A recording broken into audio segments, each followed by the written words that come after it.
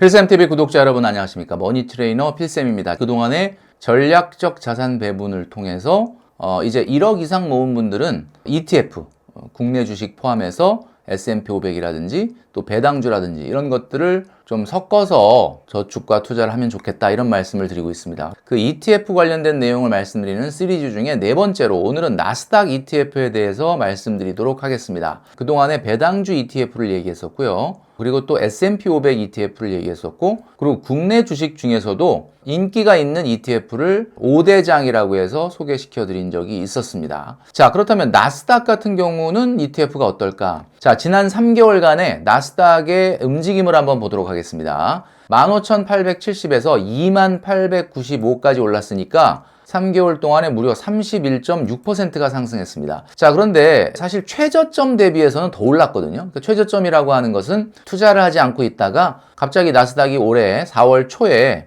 한 주에 한 10% 정도 조정을 받았던 적이 있었습니다. 그때 최저점 대비해서는 무려 37%가 상승했다. 그러니까 어떻게 보면 3개월 만에 37%라고 하는 놀라운 상승세를 기록했던 것이 바로 나스닥이고요. 최근에는 연일 신고가를 기록을 할 정도로 나스닥의 기세가 대단하다라는 이야기입니다. 자, 그러니까 그동안에 늘 말씀드렸던 것처럼 주식이 너무 오르면 좀 떨어지는 게 인지상정이고 너무 떨어지면 또 올라가는 게 인지상정인데, 나스닥 같은 경우는 지난 15년간 2022년도를 제외하고는 계속해서 올랐고, 그래서 주변에서 펀더멘털 대비 너무 올랐기 때문에 경고들이 많이 들리기 시작을 했습니다. 자, 그럼에도 불구하고 대부분의 기술주나 성장주를 포함하고 있는 나스닥 같은 경우는 어떤 좋은 호재가 생겼을 때 굉장히 튀어 올라가거든요. 자, 이것이 바로 이 주도주인 성장주의 나스닥 시장에 머물고 싶은 이유가 되겠다라고 말씀드릴 수 있습니다. 자, 그렇다면 나스닥은 왜 이렇게 오르는 걸까? 몇 가지로 한번 분석을 해봤습니다. 자, 첫 번째는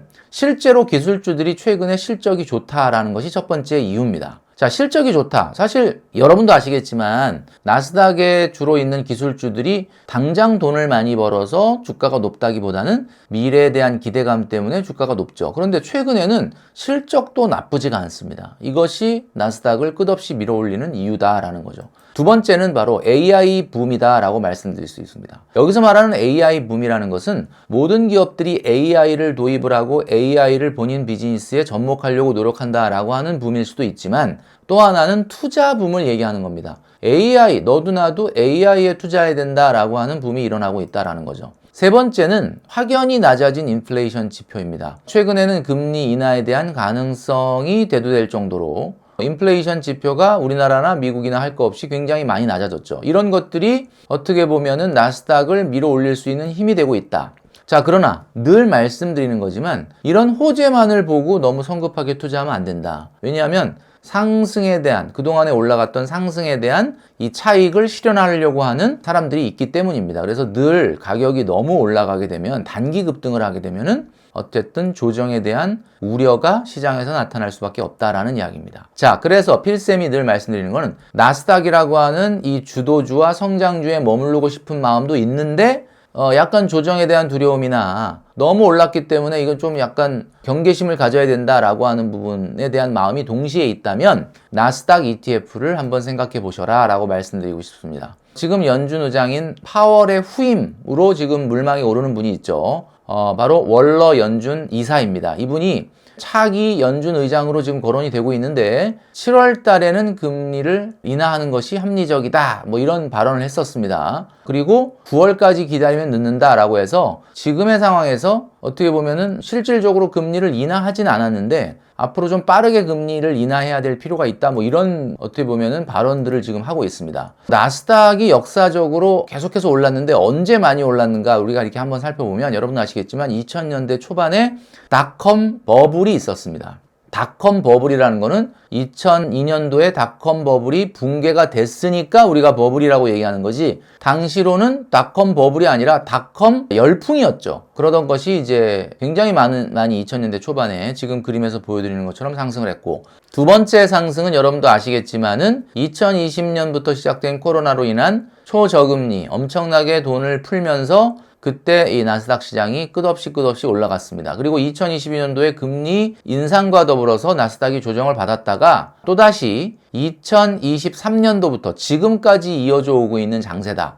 그러니까 과거 기록하고 한번 견주어 보면은 닷컴 버블 시기하고 코로나 회복장, 그 다음에 대공황기의 반등, 요때 이후로 네 번째의 상승장을 지금 펼쳐지고 있는, 우리가 대공황이라고 하는 건 1930년대이기 때문에 우리는 기억을 못하죠. 그러니까 그걸 빼고 우리 머릿속에 기억하는 걸로는 닷컴 버블 시기와 코로나 회복장을 빼고 세 번째로 급등을 하고 있는 엄청난 상승장이다라고 말씀드릴 수 있습니다. 자, 그렇다면 나스닥의 ETF에 투자해도 괜찮은 걸까? 지금 너무 올랐는데 조금 문제가 있는 건 아닐까? 그래서 증권사들과 유명 IB들의 전망들을 한번 살펴보면요. 기술주나 AI 중심주들의 이런 성장세는 앞으로도 하반기에 이어질 가능성이 많다. 여기서 말하는 하반기는 2025년도 올해 하반기를 얘기하는 거겠죠. 그 다음에 이제 트럼프의 친기업 정책, 이런 것들이 경기 부양 효과로 나타나면서 AI 기업들, 그러니까 나스닥에 주요 포진되어 있는 기술주들이 앞으로 추가적으로 10에서 20% 정도 더 상승할 수 있을 것이다 라고 하는 의견들이 대세입니다. 우리가 잘 알고 있는 골드만삭스, 이런 어떤 IB들은 S&P 500과 나스닥은 현재보다 적어도 8에서 17% 이상은 하반기에 더 상승할 여력이 있다라고 이야기하고 있습니다. 자, 국내 자산운용사인 삼성자산운용도 역시 미국의 기업 친화적 정책의 효과로 하반기에 추가 상승이 가능하다, 이런 이야기들을 쏟아내고 있는데, 이 내용들을 잘 보시면 과거보다는 상승폭이 적어진다라는 것을 얘기하고 있거든요. 8에서 17% 또는 10에서 20% 이런 정도의 상승이라고 얘기하는 것은 과거보다는 굉장히 사실은 좀 후퇴한 겁니다. 그러니까 이 얘기는 무슨 얘기냐면, 어쨌든 조정에 대한 경고가 좀 있는 건 사실이다. 그렇기 때문에 우리가 왜 나스닥을 종목에 투자하지 않고 ETF로 해야 되느냐라고 한다면, ETF는 아무래도 어떤 변수가 발생을 했을 때 개별 종목보다는 뭔가 좀 전략적 자산 배분을 통해서 조금 어떻게 보면 하락할 때 뭐 상승한다 이런 건 아니지만 방어적으로 그 하락기를 좀 보낼 수 있다라는 겁니다. 그래서 골드만삭스나 국내외 증권사들 같은 경우, 그리고 또 블랙록 운용사, 그리고 구루들이 이야기하고 있는 나스닥의 성장성에 대한 전망, 이런 것들을 한번 보여드리면, 골드만삭스 2025년 전망 굉장히 추가 상승 가능하다. 국내외 증권사도 연중 신고가를 계속해서 만들어낼 것이다. 그 다음에 블랙록 같은 경우는 펀더멘탈이 견고하고 추가 상승이 가능하다. 그 다음에 투자의 현인들인 구루들조차도 10에서 20% 정도는 추가 상승 가능하다라는 전망을 내놓고 있죠. 지금 보여드리는 이런 장밋빛 전망, 이런 것들이 여러분들에게 그러면 나스닥 ETF에 지금 투자해도 되나? 라고 생각하는 어떻게 보면 근거가 될 수가 있죠. 그런데 리스크는 똑같이 경고하고 있는 것이 변동성이 확대된다. 그러니까 나스닥의 지금의 높은 성장성은 높은 변동성을 얘기하는 거다. 그리고 단기적으로는 외부의 충격이 있었을 경우에 조정이 일어날 수 있다. 뭐 이런 것들에 대한 경고를 하고 있다라는 거죠. 자, 그래서 이런 어떻게 보면 양립되고 있는, 나스닥은 계속 갈 것이다, 아니다, 너무 비싸기 때문에 좀 조정을 받을 것이다, 이런 두 가지의 의견이 충돌될 때 내 포트에다가 나스닥을 꼭 담아야 된다라고 생각하는 우리 구독자 여러분들 중에서 나스닥을 꼭 해야 된다면 지금 나스닥에 ETF를 하는 것이 어떻겠느냐. 그래서 오늘 제가 대표적으로 말씀드리고 싶은 ETF가 바로 QQQ라고 하는 ETF입니다. 이거는 나스닥 ETF 중에 가장 유명한 ETF죠. 자, 지금 보여드리는 것처럼 미국 자산운용사인 인베스코가 운용을 하는 거고요. 나스닥 100 지수를 추종합니다. 그러니까 여러분도 알고 있는 QQQ ETF라고 하는 것은 과거에 제가 설명드렸던 배당주 ETF나 S&P 500 ETF나 또는 한국 주식의 배당주를 추종하는 ETF와 달리 미국에서 가장 성장성이 높은 나스닥 100 지수를 추종하는 거다. 그러니까 여러분들이 알고 있는 애플, 마이크로소프트, 엔비디아, 아마존, 메타, 이런 글로벌 IT 대형주들을 이 ETF를 사면서 자연스럽게 투자할 수가 있는 거죠. 만약에 내가 개별 종목으로 투자한다면 애플 사고, 마이크로소프트 사고, 엔비디아 사고 이렇게 따로따로 해야 되는데, 이 나스닥 QQQ ETF를 투자하게 되면 이런 주식들을 한꺼번에 가중 평균대로 내가 투자할 수가 있게 된다.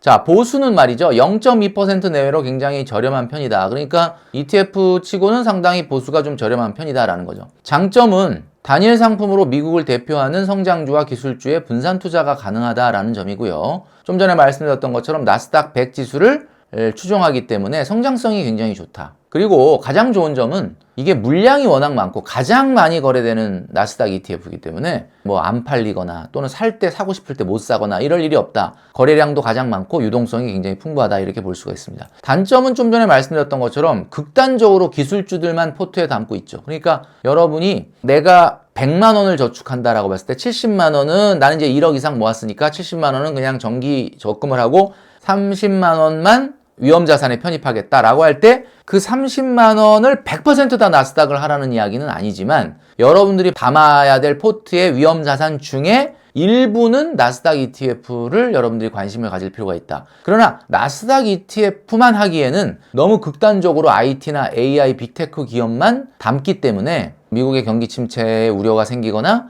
어떤 경제적인 돌발 변수가 생겼을 때는 조정폭이 가장 클 수밖에 없다. 라고 하는 부분. 그러니까 금융주를 하나도 안 담고 있거든요. 전통 산업주도 하나도 안 담고 있거든요. 그렇기 때문에 경기 방어적인 성격은 좀 약하다. 그러니까 경기에 어떤 큰 문제가 생겼을 때, 그러니까 우리가 흔히 얘기할 때 체계적 위험이라고 그러죠. Systematic risk라고 하는데, 그러니까 내가 개별 기업의 리스크가 아니라 시장 전체의 위험이 생겼을 때는 조금 조정을 세게 받을 수도 있다. 이런 것들의 위험이 있기 때문에 여러분들의 포트에 어떤 나스닥을 꼭 담아야 된다면 일부를 나스닥 ETF인 오늘 소개시켜드리는 QQQ로 담아보는 것이 좋겠다라는 이야기죠. 자, QQQ가 지난 3개월간 얼마나 올랐는가 보면은 1년 수익률이 22%입니다. 그러니까 아까 나스닥 지수는 3개월 동안 거의 31.6%가 올랐다 그랬죠? 저점 대비는 37%가 올랐다고 그러는데 그거에 비해서는 수익률이 물론 1년을 본 거긴 하지만 조금 낮죠. 나스닥의 가장 잘 나가는 종목에 비해서는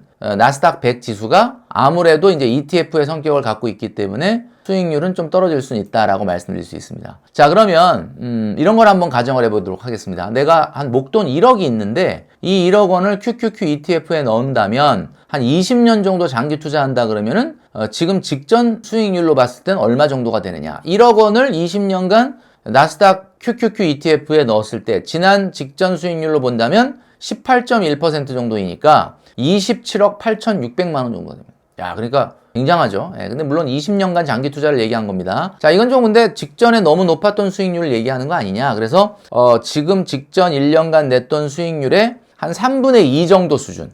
그죠? 3분의 2 정도 수준이라고 하면은 한 12% 정도인데 12% 정도로 감안해보면 20년 후에는 9억 6,400만 원 정도가 된다라고 말씀드릴 수 있습니다. 자, 그래서 높은 성장성의 나스닥에 투자하면서도 경기의 방어적인 성격을 갖고 있는 ETF에 여러분이 관심을 갖고 있다라고 한다면 오늘 말씀드렸던 것처럼 나스닥 100에 투자하는 QQQ ETF를 한번 생각을 해보시면 좋겠다. 자, 그러면 오늘 소개시켜드린 QQQ 적립식 투자에서의 여러분들의 주의사항을 한번 말씀드리도록 하겠습니다. 아무래도 나스닥을 추종하다 보니까 변동성이 크죠. 일부 구간에서는 일시적인 손실을 경험할 수 있습니다. 그렇지만 ETF를 투자하는 분들은 단기적으로 뭐 3개월, 6개월, 1년 이내의 투자보다는 적어도 한 3년 정도를 생각하고 투자하시기 때문에 일시적인 일부 구간에서는 저가 매수의 기회로 생각하시고 꾸준히 적립식으로 투자하시는 것이 필요하다라는 말씀드립니다. 자, 그리고 해외에 투자하는 ETF 같은 경우는 세금에 대한 부분이 있을 수가 있기 때문에 이 부분을 감안을 하셔야 되고요. 환율 변동에 대한 부분도 감안을 하셔야 됩니다. 그리고 제가 말씀드렸던 것처럼 운용 보수에 대한 부분도 감안하셔야 되기 때문에 실효 수익률은 여러분들이 보는 거하고는 조금 다를 수 있다는 점을 생각을 하셔야 된다. 자, 그런데 여러분 이 ETF에 투자하시려고 하는 분들은